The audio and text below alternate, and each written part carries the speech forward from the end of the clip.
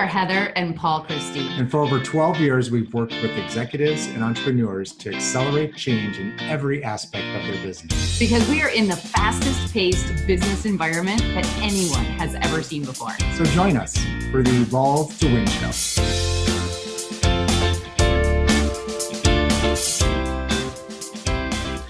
Hi, and welcome to another Evolve to Win show with Heather and Paul. We're going to be talking today about networking using LinkedIn specifically. And oh, by the way, I was just turned on to, and I don't know if you guys know about this. If you like eggnog, I have an eggnog vanilla shake that I just made with a little nutmeg and some whipped cream on top. And I am enjoying it right now. Since you brought that up, because I know this is the first time you've tried this, do you want to just give the recipe real fast? Oh my God. It's just vanilla ice cream, and we have one of those magic bullets. Vanilla ice cream, some eggnog, then blend it up, pour it in, put a little whipped cream on top, nutmeg, good to go. It's a great treat for the whole family if you like eggnog. For the whole family. And if you want, you can add, a bourbon or anything else. What's in yours this morning? Nothing. Just milkshake. Just the eggnog. That's a good thing. All right. We are talking about LinkedIn networking. And we did a session a couple of weeks ago on LinkedIn, that really cool way to connect with people. If you haven't seen that episode, check it out. There is a feature on LinkedIn that allows you to connect with people who are in your vicinity if you go to the people button and then hit connect. So, all right, tell me, what's one thing about networking on LinkedIn that you think that people should know? Well, I mean, anybody who's too spammy on any social media is going to have a problem networking with people just in general. Totally agree. Yeah. So I think this is maybe the overall premise of this conversation is that when you network on LinkedIn or any other social media for that matter, it's just like you're networking at an event, right? So the same kind of rules apply. You wouldn't walk up to somebody at an event and as your opening line, you wouldn't say, hey, let's sit down and have a cup of coffee so I can review all your financials and we can talk about ways that you could build your wealth. Yeah. You would not say that as an opening comment to someone. So it always boggles my mind when someone connects with me and the very first message I get is clearly a template form letter telling me how impressive my background is and that they would like to sit down and have a coffee and sell me whatever it is they're selling. Yeah. So let's talk about the do's on the opposite side of that. So instead of being spammy and sending something that's just a template format, make sure everything is personalized. And I don't care if you want to get, let's say you want to get in touch with 100 contacts. You don't have to do 100 contacts in one day. Do one a day, but make it a very personalized message and just go for the long run, because I've tried it both ways and there is absolutely no doubt. And I've watched a lot of YouTube videos on like emailing, also, and social media. And everyone says the best success that they have is when it's personalized. And it seems obvious, but it is. Well, when you think about it, out of all the connection requests that you get on LinkedIn, I get tons of them.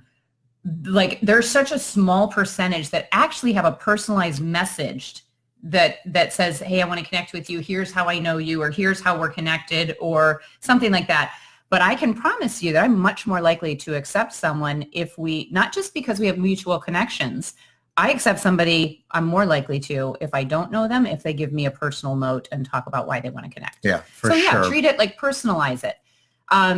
That's a great rule of thumb to keep in mind. The other thing that I would say is please do a professional headshot on your LinkedIn.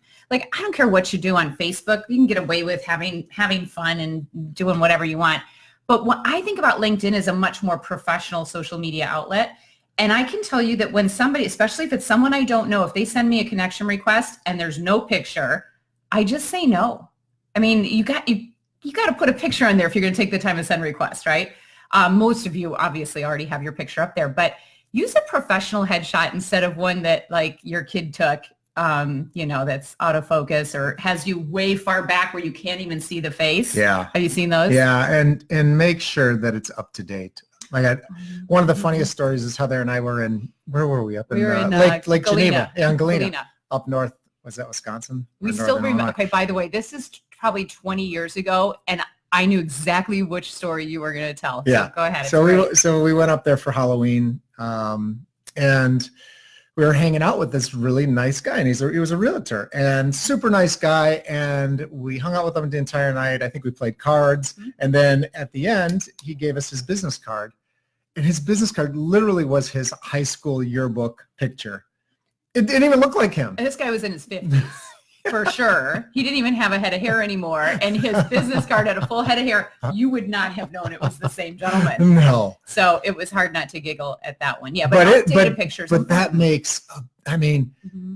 when you can't even tell that, or you can tell when it's outdated, mm-hmm. it really is a distraction in your relationship. There's just something that's off when that happens. When I see somebody's photo that's just, 10 years old, mm-hmm. and it's obviously needs to be updated. Yeah, and if you live in Southwest Florida and you don't have professional headshots yet, I recommend Megan DePiro over anyone else. I'm sure you already know her if you live in Southwest Florida, but yeah, it's worth the investment to work with somebody professional like Megan who will actually take the time and do shots for you that really help your personality to come out in your picture too. So that's important. So what else? So another thing that I would say is when you think about just networking rules in general, it's not about pushing your agenda, right? And I find a lot of times that when I do get messages, they're always talking about here's what I do and here's how I can help you, versus wanting to learn more about maybe what I do and what's important to me, right? So if you are using this tool because you want to sell something to someone, please engage in a way where you're actually curious about the other person instead of making assumptions about what they want. So I think it's really important to just remember that rule of thumb that you really want to make it about them. You want to get to know the other person, ask questions about them. Use it as though you're building a relationship with someone, not as though you're a door-to-door salesperson and the minute someone accepts a connection request, they've now opened the door and you've got your foot in and now you're going to go for the sale. Yep. Right? What else? Do you have anything else?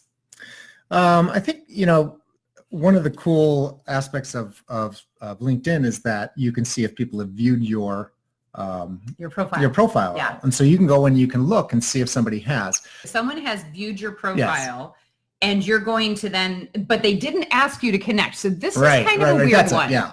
This one gets just a little bit creepy. And look, what we're saying right now, we're sort of giving our personal preferences and what we've learned works and doesn't work in networking on LinkedIn. But by no means are we experts on LinkedIn in particular. When somebody views your profile, if you have professional, you can see everyone who views your profile. But if you just have regular LinkedIn, they just throw you little nuggets here and there because they want you to become a professional member. And when you see that someone has looked at your profile, but they didn't send you a connection request, I kind of feel like if they didn't pull that trigger, it's a little awkward for you to then write to them and say, hey, I saw you were looking at my profile. I mean, what are you going to say? You weren't excited enough to ask me to connect with you, but maybe you just got nervous, so let's connect.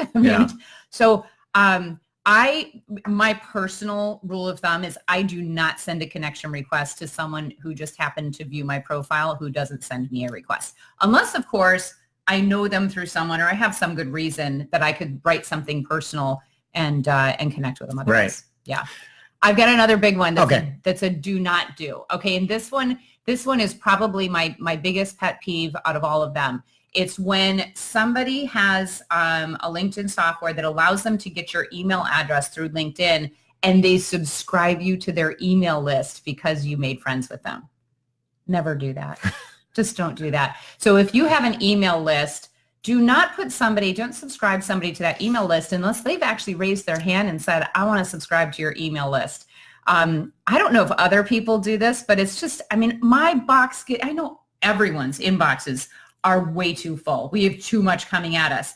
The last thing you want is to be sent some spam email from someone who you may not know who has just taken the liberty of subscribing you. So I will at times unsubscribe, but I got to tell you, there are times where I mark it as spam because that's what it really is, right? So just be careful on that because you don't want to be just subscribing people and then get marked for spam. Yeah, and so one other one is if you're not currently looking for a job, you should never not accept a recruiter because you never know what happens. Okay. So and yeah, just accept having, recruiters. Yeah, accept recruiters. Yeah. Yeah. And I want you to think about your LinkedIn profile almost like a resume, right? I mean, these days it kind of is that here's my professional career. Here's where I've worked. Here's what I do.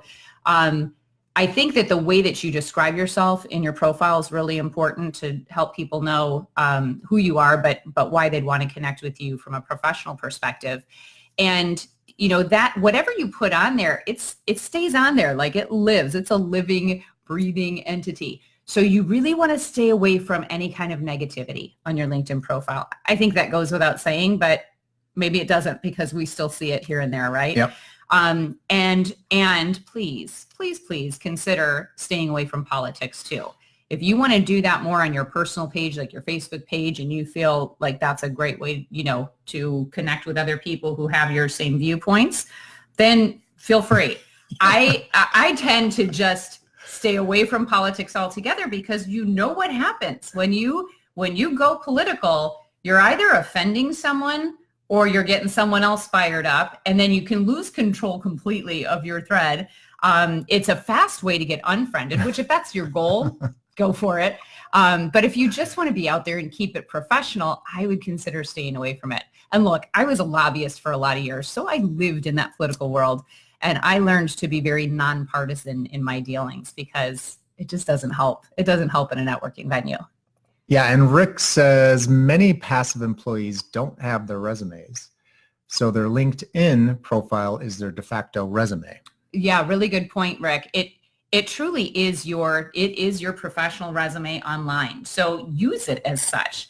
I've heard people ask before, do I have to put graduation dates on or, the years I went to school? Because some people are sensitive about that, whether they think that it maybe makes them look too young or maybe makes them look too old. I don't think it's mandatory, but I would consider putting the types of things on your resume that you would on there. And by the way, there's nothing better than your recommendation section. I would never solicit a recommendation from someone who I haven't worked with, someone who knows me really well, knows my work really well. And if you're going to ask for a recommendation, which, can you imagine having testimonials on your resume? That's what that's like. So if you're going to ask for recommendations, please add a personal note, and you might even give bullet points about the couple of things that they might want to share in their recommendation. So I think getting those recommendations can be hugely, hugely valuable, as Rick said, as part of your online resume. So do you want to sum this up? Do you remember what we talked about? I do. Okay, I can give like some the top don'ts that we talked about. So the top things to remember, I would say, when you think about networking on LinkedIn is that no spamming. It's networking just the same way you would network with somebody if you were meeting them face to face. So don't be salesy. Don't spam people. Don't subscribe people to a newsletter. Get to know people. Ask them questions. Start a relationship. Personalize everything. Get an up-to-date professional headshot. Anything else we missed? Accept recruiters and ask for recommendations just from those who really know you well and have done work with you. And if you do ask for a recommendation, make sure you personalize that. So those, I think, are pretty good tips. If you have any more tips for us, something that either just annoys you that you want to share, please type it in the notes. Or if you've got a great tip that we didn't mention, some do's of networking in LinkedIn, we'd love to hear about it. You can either connect with us at heatherchristie.com or just leave us a message either on LinkedIn or on the blog post. And Rick's blowing it up right now. He says put common keywords in their LinkedIn profiles. And so what's the best way to utilize their carefully curated LinkedIn group to share your content? Oh, okay. So that's a really good question, Rick. And I think that goes a little bit beyond the idea of networking on LinkedIn into even like how can I come across as maybe an expert in my field when I'm into a specific group. So this is a great conversation. All of those groups that are out there on LinkedIn, you can either start your own group, which is a great way to really build yourself up for whatever your space is, right, within your industry. Create your own group and invite some power players to join so that you can build a group. But the way that you engage in that group, I suppose, is a higher level kind of networking opportunity. What do you share? How do you share it? I think when it comes to LinkedIn, making it simple is a big part of, how do you get people to read what you're writing? So rather than getting really wordy and writing paragraph after paragraph after paragraph, summarize whatever your point is and maybe give some reasons that that you're making your point that you're making. But I do think the more that you engage in private groups and in those conversations, especially when somebody's reaching out and asking for help, if you've got a group that you're involved with and someone asks for help and you can be the one to very graciously and abundantly share, that is an awesome, awesome way to network. So thanks for asking that Thank question. you for joining us for another Evolve to Win show, and we will see you next week.